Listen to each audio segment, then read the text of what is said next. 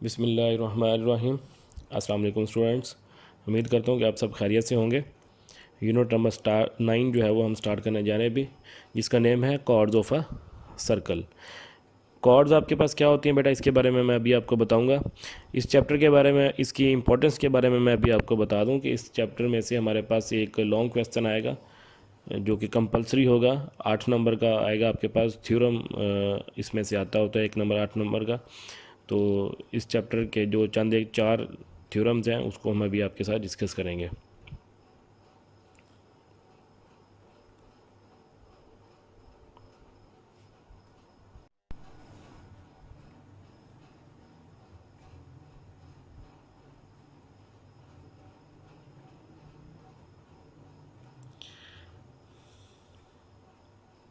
बेटा सर्कल के बारे में आप लोगों ने पहले बहुत सारी चीज़ें पढ़ी होंगी। जिस तरह से आपके पास ये सरकमफेरेंस है, सरकमफेरेंस हमारे पास क्या होती है, सर्कल की आपके पास बाउंड्री होती है जिसका फार्मूला आपके पास क्या होता है, 2πr is a circumference of a circle. ये चीज़ें बेसिक्स हैं, ये आप सर्कल के बारे में पहले पढ़ चुके हैं। आर्क क्या होती है जी, आर्क हमारे पास एक सर्कल का पार्ट होता है जिसको हम आर्क कहते हैं। The part of the circle is called arc, इसको हम कह सकते हैं। जिस तरह से ये देखें, आपके पास ए से बी तक जो पार्ट होगा सर्कल का, या बाउंड्री का जो पार्ट होगा, या सरकमफेरेंस का जो पार्ट होगा, वो आपके पास आर्क कहलाएगा। An arc A B C of a circle any portion of the circumference, या इसकी डिफाइन आप ऐसे भी कर सकते हैं कि कोई भी सरकमफेरेंस का जो पोर्शन होगा उसको हम आर्क कहेंगे। आर्क के बाद हमारे पास कॉर्ड है। कॉर्ड हमारे पास क्या होती है जी, कॉर्ड एक बेसिकली एक लाइन है जो सर्कल के 2 पॉइंट्स को टच करती है। जैसे कि डायामीटर है, डायामीटर हमारे पास जो है ये कॉर्ड भी होता है और ये डायामीटर भी होता है। डायामीटर जो होता है वो सेंटर में से लाइन पास करती है, जो कॉर्ड होती है वो आपके पास कहीं से भी पास कर सकती है सर्कल के किसी भी पॉइंट से, लेकिन सर्कल के 2 पॉइंट्स को टच करनी चाहिए। जिस तरह से ए और बी आप देखें कि एक स्ट्रेट लाइन है आपके पास और ये सर्कल के 2 पॉइंट्स को टच कर रही है, तो ये आपके पास कॉर्ड कहलाएगी। ठीक है जी। ये एन अ कॉर्ड ए के B of a circle is a line segment joining any 2 point of A and B on the circumference of a circle. ये इसकी डिफाइन है, यहाँ से भी आप देख सकते हैं। और 7 चैप्टर के एंड में भी कॉर्ड और सेक्टर सेगमेंट की डिफाइन दी गई हैं, वहाँ से भी आप लोग देख सकते हैं। उसके बाद है बेटा सेगमेंट। सेगमेंट क्या होता है आपके पास, सेगमेंट एक रीजन होता है जो बाउंडेड होता है कॉर्ड और आर्क के दरमियान वाला पोर्शन होता है आपके पास। जिस तरह से ये देखें बेटा, ये आपके पास एक कॉर्ड है और ये आपके पास ए सी बी एक आपके पास आर्क है। इसके दरमियान वाला जो रीजन होगा ये आपके पास सेगमेंट कहलाएगा। इसको हम क्या कहेंगे, माइनर सेगमेंट कहेंगे।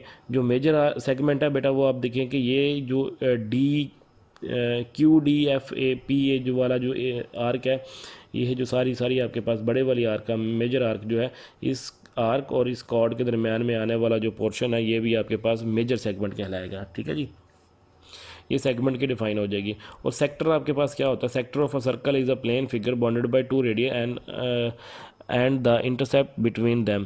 आपके पास सेक्टर जो होता है ये आपके पास 2 रेडियस और आर्क के दरमियान वाला रीजन होता है। जिस तरह से आप ये देखें कि ओ ए आपके पास एक रेडियस है और ओ बी एक आपके पास रेडियस है। इन दो ए और बी जो एक आपके पास आर्क है, तो इसके दरमियान में आने वाला जो रीजन होगा ये आपके पास सेक्टर कहलाएगा। इसको हम माइनर सेक्टर कहेंगे और इसके दूसरा जो आपके पास पोर्शन होगा इसको हम मेजर सेक्टर कहेंगे।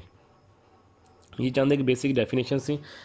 ठीक है, ये आप लोगों ने अंडरस्टैंड करनी है और ये इंपॉर्टेंट डिफाइन है, ये पेपर में भी आ जाती हैं 2 नंबर के।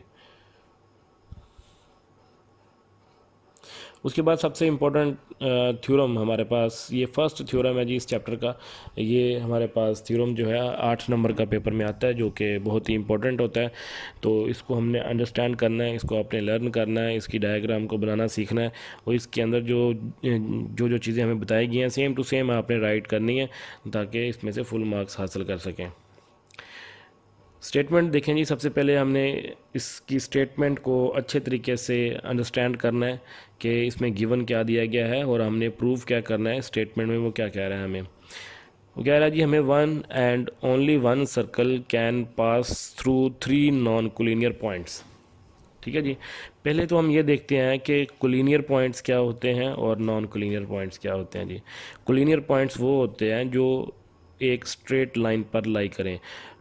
2 or more than 2 points lie on the straight line is called collinear points, और ऐसे पॉइंट जो स्ट्रेट लाइन पे लाई ना करें, थोड़ी सी पोजीशन उनकी चेंज हो, तो वो आपके पास नॉन कोलिनियर पॉइंट कहलाते हैं। तो ये इस तरह से ये देखें कि जी ए और बी और सी आपके पास 3 नॉन कोलिनियर पॉइंट्स उन्होंने यहाँ पे शो करवाए हुए हैं। उसके बाद उन्होंने आर्क ड्रा की हुई है, तो वो आपस में ज्वाइन करवाए हुए हैं उनको, इसलिए हमें वहाँ पे क्लियर नज़र नहीं आ रहे। तो हमने ये प्रूव करना है जी, एक सर्कल जो होता है वो 3 नॉन कोलिनियर से पास करता है, ये बात हमने प्रूव करनी है जी। अब आप लोगों ने 9th क्लास के अंदर जब थ्योरम पढ़े थे, तो उसके अंदर हम लोगों ने थ्योरम के अंदर आपको ये बताया था कि थ्योरम के कुछ हेडलाइन, इसकी जो कुछ हम पॉइंट्स बनाते हैं, जिसमें आप देखेंगे सबसे पहला पॉइंट हम गिवन का बनाएंगे। गिवन के अंदर हमने क्या लिखना है कि जो चीज़ हमें स्टेटमेंट के अंदर गिवन दी गई है वो लिखेंगे हम। उसके बाद हम टू प्रूफ लिखते हैं, और उसके बाद कंस्ट्रक्शन लिखते हैं। उसके बाद हमारे पास एक लास्ट मरहला होता है प्रूफ का, इसके अंदर स्टेटमेंट और रीज़न हमने लिखनी होती हैं। तो ये सारी चीज़ें हम देखते हैं जी। सबसे पहले हम गिवन लिखेंगे। इसके अंदर देखें A B C are 3 non collinear points of plane. देखें जी, ये हमारे पास ए पॉइंट है, ये बी है और ये सी है। ये 3 नॉन कोलिनियर पॉइंट्स हैं। ये नॉन कोलिनियर क्यों हैं जी? ये एक स्ट्रेट लाइन पे लाई नहीं कर रहे, इसलिए नॉन कोलिनियर पॉइंट्स हैं जी। प्रूव आपने ये करना है, तो जो हमें स्टेटमेंट में उसने कहा हुआ है कि 1 एंड ओनली 1 सर्कल, एक ही सर्कल जो है वो पास करेगा कहाँ से जी? 3 नॉन कोलिनियर पॉइंट से। और पॉइंट्स कौन से हैं जी आपके पास? ए बी सी। कंस्ट्रक्शन में क्या करना है जी आपने? ज्वाइंट ए विद बी, ए को आपने बी के साथ ज्वाइन कर देना है, और बी विद सी, सी को आपने बी के साथ ज्वाइन कर देना है। Draw D F perpendicular bisector of A B. हमने डी एफ एक परपेंडिकुलर ड्रा करना है जो कि लाइन सेगमेंट ए बी पे आएगा, और दूसरा हमने एच के परपेंडिकुलर ड्रा करना है bisector of to B C. जो एक हमने एच के परपेंडिकुलर ड्रा करना है लाइन सेगमेंट बी के ऊपर, बी सी के ऊपर, और एक हमने डी एफ परपेंडिकुलर ड्रा करना है लाइन सेगमेंट ए बी के ऊपर।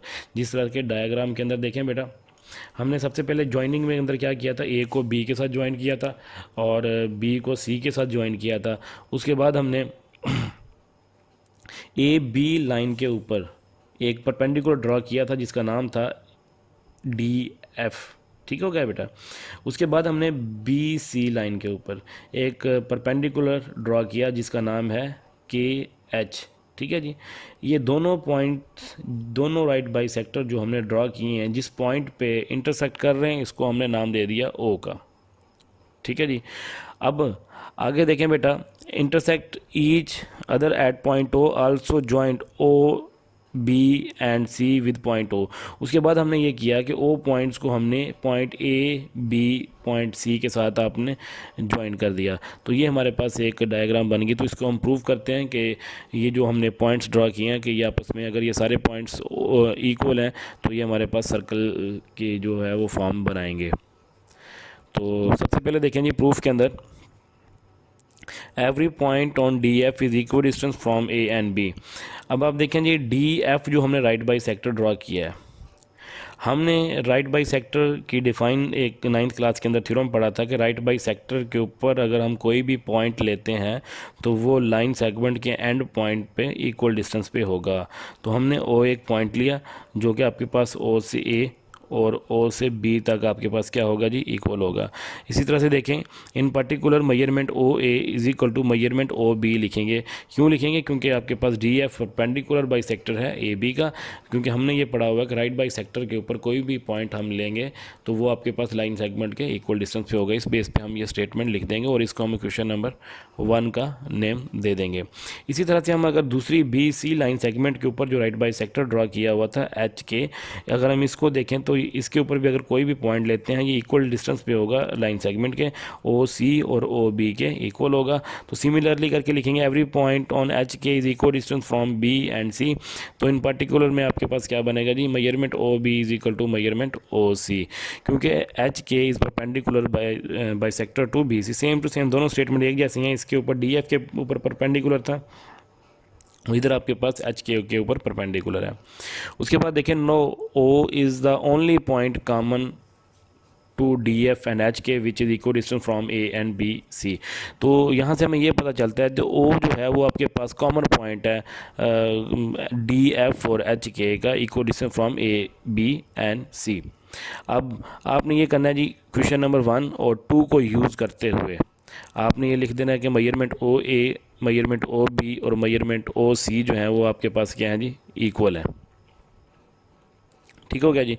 जब ये तीनों लाइंस आपके पास इक्वल हैं तो फिर हम यहाँ पर स्टेटमेंट राइट करेंगे, however there is a no such other point except O.